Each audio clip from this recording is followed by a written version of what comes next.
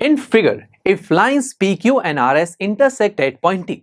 तो हमारे इस क्वेश्चन 4 के साथ ये फिगर हमें गिवन है जहां बोला जा रहा है कि ये जो पी क्यू और आर एस दो लाइंस हैं जो एक दूसरे को टी पॉइंट पर इंटरसेक्ट कर रही हैं।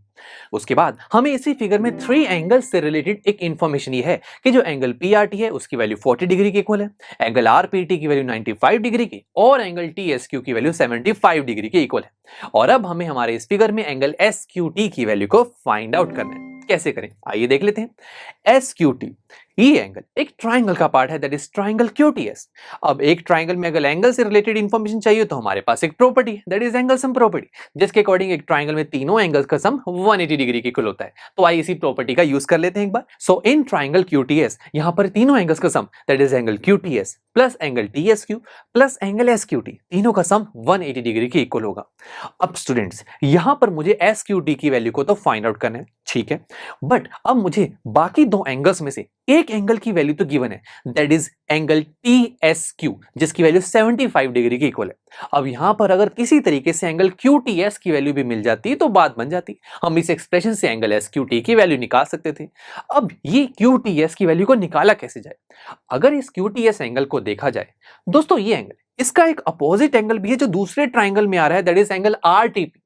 और देखा जाए ये दोनों एंगल्स क्यों बन रहे हैं? क्योंकि यहां PQ और RS एक दूसरे को इंटरसेक्ट कर रही हैं, और हमें जानते हैं कि जब दो लाइंस एक दूसरे को इंटरसेक्ट कर रही होती हैं वहां पर वर्टिकली अपोजिट एंगल आपस में इक्वल होती हैं। इट मींस यहां पर एंगल QTS और एंगल RTP दोनों इक्वल हैं।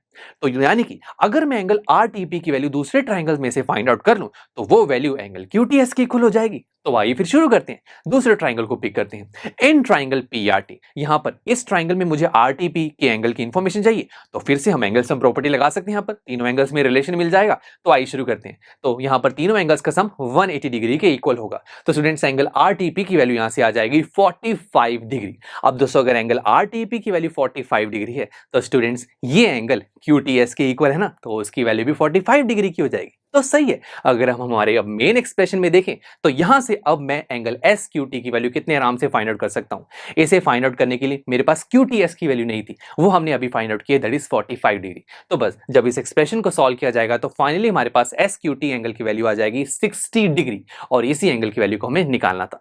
चलिए दोस्तों मिलते हैं आपसे नेक्स्ट लेक्चर में, जहां पर हम हमारी इसी एक्सरसाइज का क्वेश्चन नंबर 5 सॉल्व करेंगे। आई एम श्योर स्टूडेंट्स आपको ये लेक्चर काफी पसंद आया होगा, और ऐसे ही मजेदार तरीके से अपने हर एक कॉन्सेप्ट क्लियर करने के लिए डाउनलोड कीजिए PU Stack ऐप को, जहां पर आपके पास और भी बहुत सारे ऑप्शंस होंगे, जैसे कि back exercise solutions, tip videos, sample papers and much more. So what are you waiting for? Download the app now.